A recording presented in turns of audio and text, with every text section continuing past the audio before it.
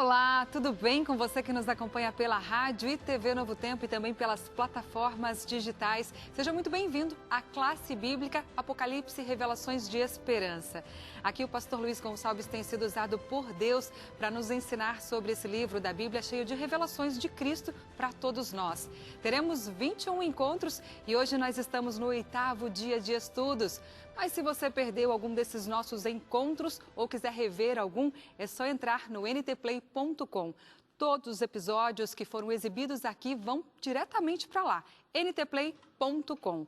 E para você poder acompanhar esse estudo de maneira mais completa, eu vou te oferecer esse guia de estudos, Apocalipse, Revelações de Esperança.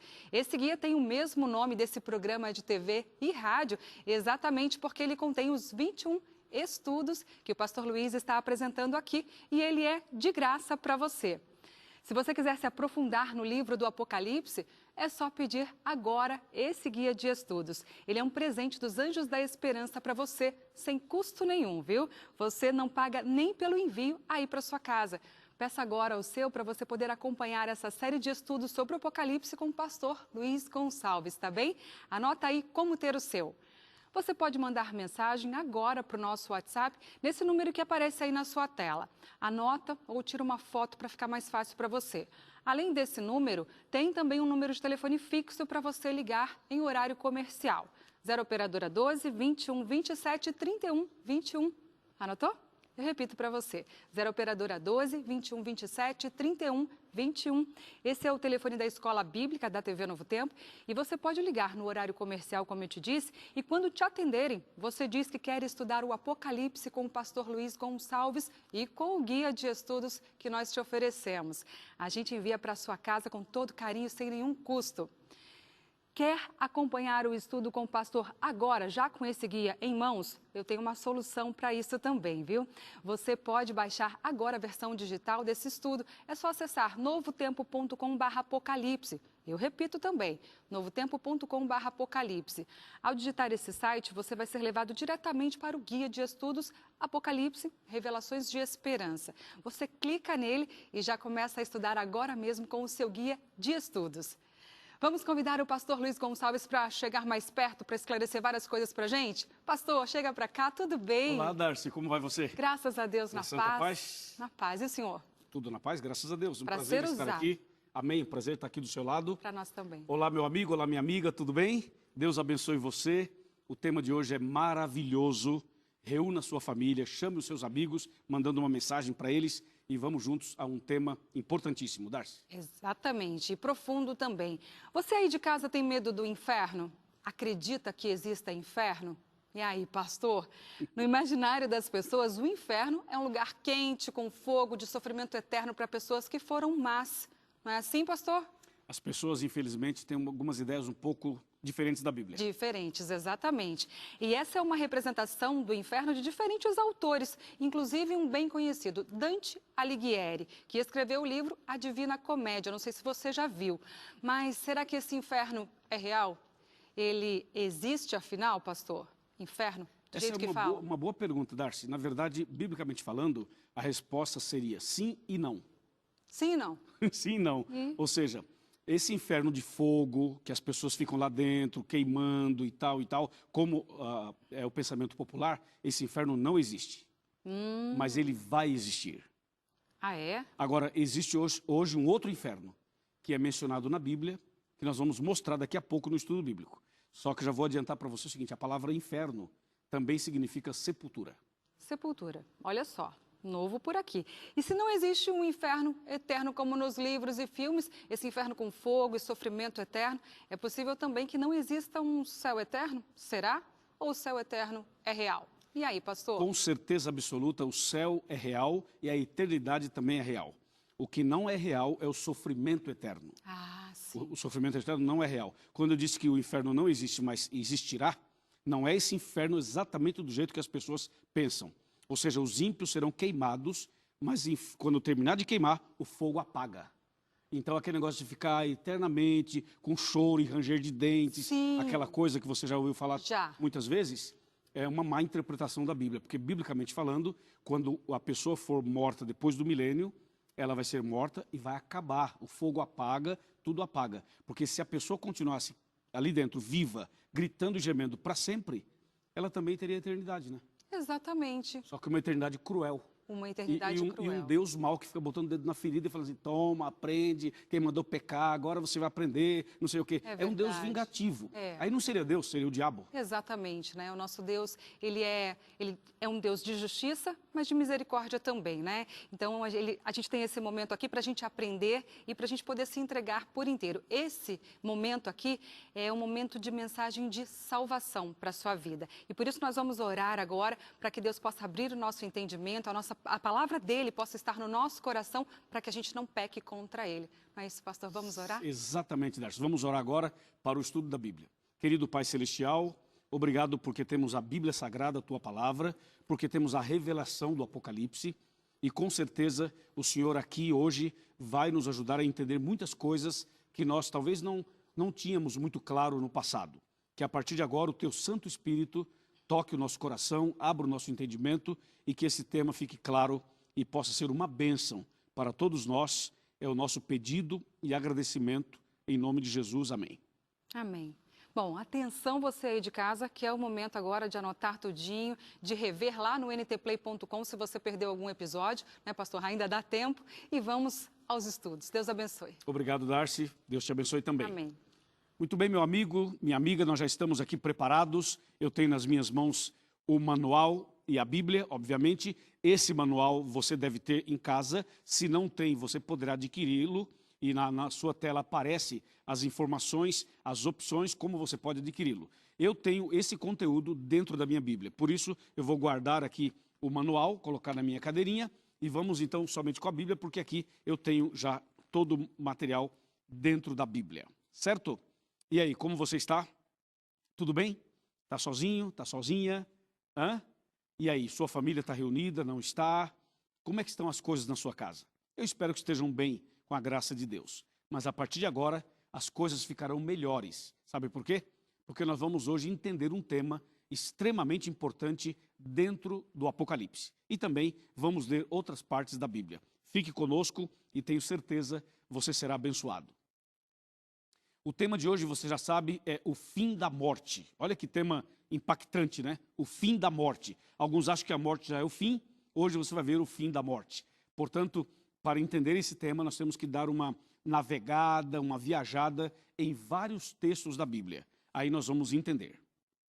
Há uma polêmica por aí que as pessoas muitas vezes fazem com respeito ao que acontece depois da morte. Uns dizem, a pessoa que morre, se ela foi boa, vai para o céu. Se for má, vai para o inferno. E se for mais ou menos, vai para o purgatório. Já ouviu isso? Outros também dizem assim, a pessoa quando morre, sai o espírito dela, e esse espírito fica vagando e tal, e a pessoa vai fazendo, então, a família vai fazendo aqui seus trabalhos, suas boas obras e tal, até que esse espírito possa chegar num nível de luz. E outros ainda dizem, a pessoa que passou por essa vida e não cumpriu as suas obrigações, a sua missão, ela então reencarnaria para então cumprir a missão em outra pessoa, em outro país, em outra cultura. Então tem a doutrina, entre aspas, da reencarnação.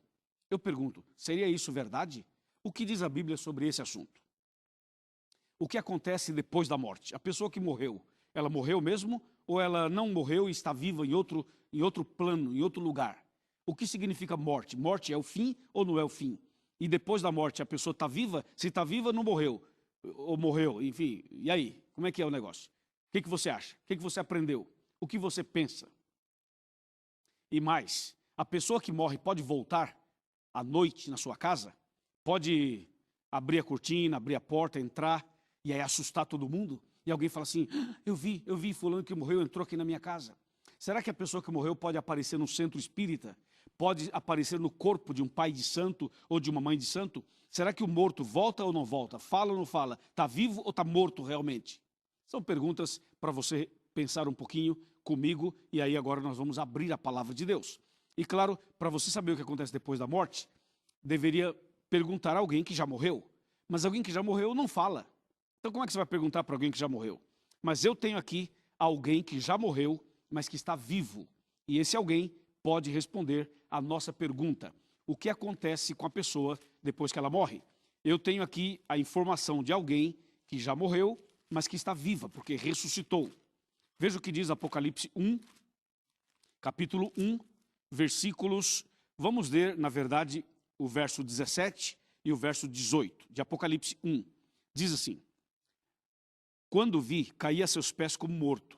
Porém ele pôs sobre mim a mão direita, dizendo, não temas, eu sou o primeiro e o último.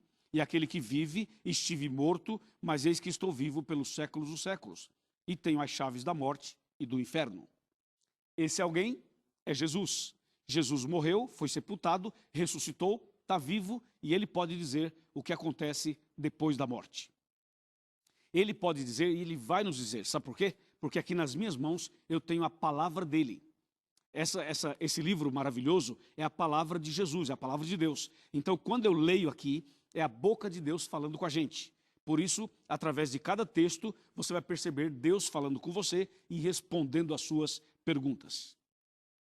Analisando então o que acontece com a pessoa depois que ela morre, baseado no texto de Apocalipse 1, 17 e 18, eu chamo a sua atenção agora para Gênesis. Então, do Apocalipse, nós vamos para Gênesis. Gênesis capítulo 2, ou melhor, Gênesis capítulo 2 mesmo, vamos no capítulo 2. Gênesis 2, versículo 7, olha só que texto extraordinário.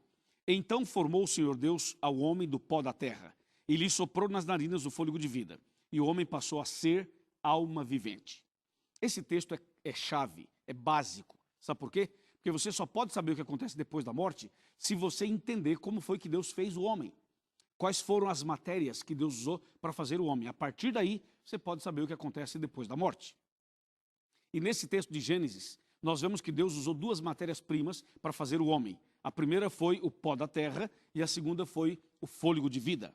Foi o sopro de vida, como diz o próprio texto. Então Deus fez o homem do pó e do sopro de vida. E o homem passou a ser alma vivente.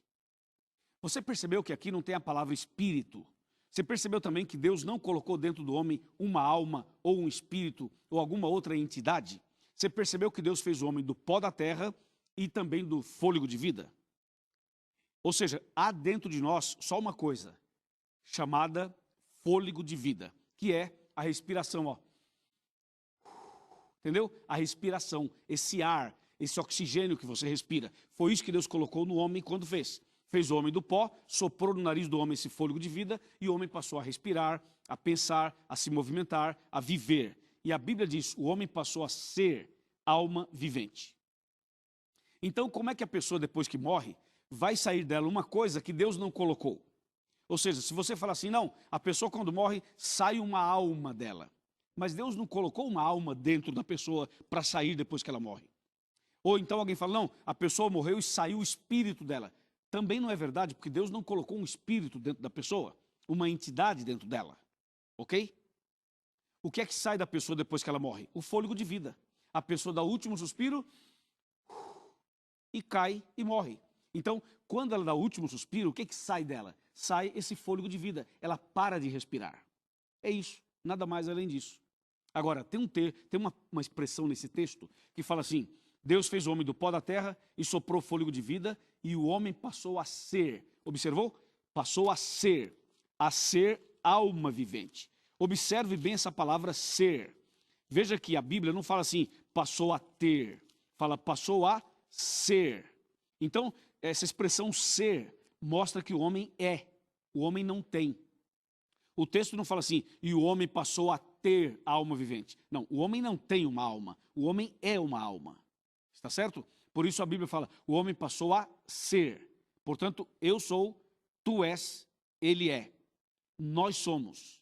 Certo? Então, eu sou uma alma vivente. Você é uma alma vivente. Cada ser humano é uma alma. Então, eu posso falar assim, hoje na igreja batizamos 50 almas. Isto é, 50 pessoas. A expressão alma aqui é uma referência ao ser humano e não a alguma coisa que tem dentro do ser humano. Entende? Por isso que o texto fala assim, o homem passou a ser alma vivente. Está claro isso? Então veja, o homem é uma alma, o homem não tem uma alma. Você é uma alma, você não tem uma alma. Certo? Por isso, quando a pessoa morre, não pode sair dela uma coisa que ela não tem. O que sai dela é somente o sopro de vida, o fôlego de vida, como diz a palavra de Deus. Agora que você entendeu exatamente isso, veja só uma coisa, quem foi que disse que a alma morre e quem foi que disse que a alma não morre? Lembrando que a alma é o ser humano. O ser humano morre ou não morre? Claro que morre. Então, quem foi que disse que a alma morre e quem foi que disse que a alma não morre? Aqui no livro de Gênesis, capítulo 2, versos 16 e 17, fala que o Senhor Deus lhe deu essa ordem: de toda árvore do jardim comerás livremente, mas da árvore do conhecimento do bem e do mal não comerás, porque no dia em que dela comeres, certamente morrerás. Então Deus estava dizendo para as duas primeiras almas, Adão e Eva: se vocês comerem do fruto proibido, certamente morrerás. Entendeu? Deus afirmou: certamente morrerás se vocês comerem do fruto, se vocês pecarem. E quem foi que entrou para contradizer a Deus? Quem foi que disse que a alma não morre? Veja quem foi que disse. Gênesis 3, versículo 4. Diz assim: então a serpente disse à mulher: é certo que não morrereis. Entendeu? Sabe quem foi que disse que a alma não morre? A serpente. Portanto, essa ideia de que a pessoa morre, mas não morre e continua vivendo em outro plano, em outro espaço, em outro mundo, ou que sai dela uma entidade que aparece aqui, que aparece ali, que baixa aqui, que baixa ali, que puxa o pé não sei de quem. Essa ideia de que a alma não morre é uma doutrina da serpente. Entendeu? Então, se você aprendeu que a alma não morre, que a pessoa quando morre, a alma continua viva, essa é a doutrina da serpente, não é de Deus. A doutrina de Deus é: certamente morrerás. Se você comer do fruto proibido, se você pecar, você vai morrer. E o diabo disse assim: não, nada disso, pode comer, pode fumar, pode beber, pode fazer o que você quiser, porque é o seguinte: certamente não morrerás. Você vê que Satanás usou aqui um argumento forte, só que é forte para quem não conhece a Bíblia, porque para quem conhece, o argumento é fraco. E tem um detalhe: quando Satanás disse certamente não morrerás, Satanás então estabeleceu uma doutrina que até hoje permeia o mundo todo. Inclusive tem muitos filmes, novelas, séries, entendeu? Que defende a doutrina da serpente. Tem até música que defende a doutrina da serpente e muitas vezes a pessoa que faz ou que escreve não faz ideia do que está fazendo. O fato é que Deus disse: certamente morrerás, e a serpente disse: certamente não morrerás. Uma perguntinha aqui para você, irmã Maria Aparecida Pereira da Silva. Você fica com a doutrina de Deus ou da serpente? Fala aí. Claro, com a doutrina de Deus, obviamente, porque a doutrina da serpente está errada. A serpente aqui é o próprio Satanás, nesse caso. Entendeu? Bem, meu amigo, presta bem atenção que a Bíblia é muito clara nesse assunto. Então, acontece o seguinte: se o homem foi feito dessa maneira, quando o homem morre, nada mais acontece do que isso que eu vou ler agora. Gênesis 3, verso 19. Está bem aqui. 3,19. No suor do teu rosto comerás o teu pão, até que tornes a terra, pois dela foste formado, porque tu és pó e ao pó tornarás. Ouviu? Tu és pó e ao pó tornarás. Quando a pessoa morre, sabe para onde ela vai? Para a sepultura. Quando a pessoa morre, ela vai para debaixo da terra. Ah, pastor, mas e quem foi cremado? Não há nenhum problema. Quem é cremado vira pó igual àquele que é sepultado. O princípio é: toda pessoa que morre volta para o pó. Volta para o pó inevitavelmente. É como diz o texto: no suor do teu rosto comerás o teu pão, até que tornes ao pó. Porque você foi formado do pó e ao pó você vai tornar. Agora tem uma perguntinha para fazer para você, o senhor Israel. Presta atenção, senhor Israel.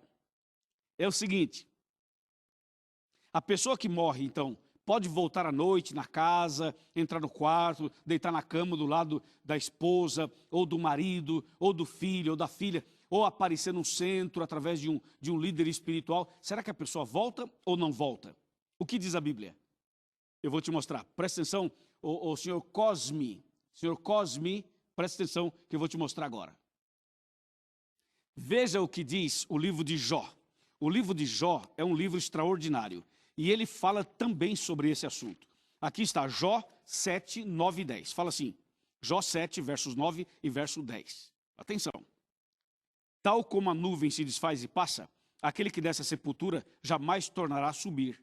Nunca mais tornará sua casa, nem o lugar onde habita o conhecerá jamais. Amém? Claro? Entendeu? Então, resposta: quem já morreu não volta em casa, não volta na empresa, não volta no apartamento, não aparece de noite, não desce no centro espírita, não desce numa sessão, não desce no corpo de ninguém. Quem morreu, morreu, está morto. E ali está esperando o dia da ressurreição. O dia da ressurreição. Até porque se a doutrina da serpente fosse verdadeira, se a pessoa que morresse já fosse para o seu devido lugar, se a pessoa que morresse fosse para o céu, para o inferno, para o purgatório, para o mundo dos espíritos, ou reencarnasse, então a doutrina da ressurreição estaria por terra. Por quê? Se a pessoa que morre já vai para o seu devido lugar, para que ressuscitar as pessoas? Não precisa. É só matar todo mundo, né? Mata todo mundo, aí o bom vai para o céu, o ruim vai para o inferno, o mais ou menos vai para o purgatório e acabou, resolvido o problema. Aliás, Jesus nem precisava voltar, Jesus não precisaria voltar, certo? Não haveria ressurreição, nada disso. É só ir morrendo, vai matando todo mundo. Aí cada um vai para o céu. Você percebe que a doutrina da serpente é contraditória? Você percebeu que a doutrina do inimigo é contraditória? Porque daí, se você pensa que o morto está vivo, continua vivo, ou já foi para o céu, ou já foi não sei para onde, porque é muito comum, né? Morreu alguém e a pessoa fala assim, já está no céu, o céu está mais alegre, o céu está mais feliz, morreu um artista, morreu um apresentador, morreu uma pessoa famosa, era uma boa pessoa, tenho certeza que está no céu, não sei o quê. Não é assim, meu amigo. Não é assim. A pessoa que morre está no pó da terra, esperando o dia da ressurreição. Quando ela morre salva ou perdida. Não tem outra coisa. E depois que a pessoa morre, não adianta você acender uma vela, rezar uma missa de sétimo dia, uma missa de ano, fazer alguma cerimônia, porque não dá para mudar mais o destino, o quadro da pessoa que morreu. A pessoa, quando morre, já define, ou morre salva ou morre perdida. Não tem mais o que fazer. Entende? Por isso nós temos que aproveitar agora que estamos vivos, que temos chance, para que a gente possa se preparar verdadeiramente para a salvação. Amém? Tem um outro texto que eu queria ler para você, que está no livro de Eclesiastes. Esse texto é muito importante. Eclesiastes 9, versos 6 e 7. Diz assim a palavra de Deus: amor, ódio, inveja. Eu vou começar então um pouquinho antes, do verso 5, e aí eu emendo e fica mais fácil. Então, Eclesiastes 9, verso 5. Porque os vivos sabem que hão de morrer, mas os mortos não sabem coisa nenhuma. Nem tampouco terão eles recompensa, porque a sua memória jaz no esquecimento. Amor, ódio e inveja para eles já pereceram, para sempre não tem eles parte em coisa alguma do que se faz debaixo do sol. Viu? Os vivos sabem que hão de morrer, ou seja, nós sabemos que vamos morrer um dia, mas os mortos não sabem coisa nenhuma. A sua memória jaz no esquecimento. Mais claro do que isso, impossível. Então, diante dessa revelação, eu queria que você entendesse o seguinte: toda pessoa que morre vai para o pó da terra e aguarda a ressurreição. Quando Jesus voltar, ele vai ressuscitar os justos e vai levar para os céus. Aí, depois de 1000 anos, ele vai ressuscitar os ímpios. Sabe para quê? Para receber o juízo final, a condenação final. Depois do milênio, não haverá uma segunda chance. Depois do milênio, todos os ímpios vão ressuscitar somente para receber a sua recompensa, o seu galardão, o juízo final, a sentença final. Isso depois do milênio, entende? Então, nesse caso, depois do milênio, todos aqueles que rejeitaram a salvação, esses serão queimados com fogo e enxofre. E esse fogo e enxofre que vai queimar os ímpios vai formar um grande lago de fogo, que é o que diz o Apocalipse 20, e é o que diz a Bíblia em outras partes. Então, as pessoas que rejeitaram a salvação serão queimadas, serão destruídas. Mas lembre-se, as pessoas serão queimadas e o fogo vai existir enquanto houver matéria. Depois que terminar de queimar a matéria, o fogo apaga, certo? Ou seja, Deus não vai deixar as pessoas ímpias vivas para sempre, gemendo, gritando de dia e de noite, sem nunca morrer. Seria cruel, seria uma coisa vingativa. E Deus não é assim. Então, os ímpios serão mortos e destruídos para sempre. E os justos terão a vida eterna. Está claro? Se você vai para Malaquias 4, verso 1, diz assim, que Deus não vai deixar nem raiz e nem ramo. Ou seja, todo mal será arrancado pela raiz, todo mal será destruído. Deus vai eliminar o mal pela raiz. Não vai ficar nem raiz e nem ramo do mal. Mas o mais interessante nessa história toda, sabe o que é? Deixa eu falar para você, meu amigo Antônio. É o seguinte, o mais incrível nisso é que Jesus vai voltar. E quando Jesus voltar, ele vai ressuscitar as pessoas do pó da terra. Do pó ele vai ressuscitar. E ele vai dar aos seus fiéis a vida eterna. E os que ressuscitarem na volta de Cristo, ressuscitarão perfeitos. Seremos perfeitos para sempre. E a morte será destruída para sempre. Depois do milênio, nunca mais haverá morte. Deus vai acabar com a morte. Nunca mais vai existir pecado, nem sofrimento e nem morte. Amém? Vem cá. Vem comigo aqui nesse momento da nossa cadeirinha, esse momento especial para a gente finalizar a classe bíblica de hoje. Presta muita atenção. Há um texto em Tiago 4,14 que fala assim: você não sabe o que vai acontecer amanhã. O que é a vossa vida? Sois apenas como neblina que aparece e logo desaparece. Por isso hoje é momento de você tomar uma decisão e entregar sua vida nas mãos de Jesus. Faça isso. Eu vou orar por você. Querido Pai Celestial, obrigado por esse tema. Obrigado por entender melhor esse assunto. Abençoe esse homem, essa mulher, essa família que ora comigo e que essa pessoa se prepare para a volta de Jesus. Em nome de Jesus, amém.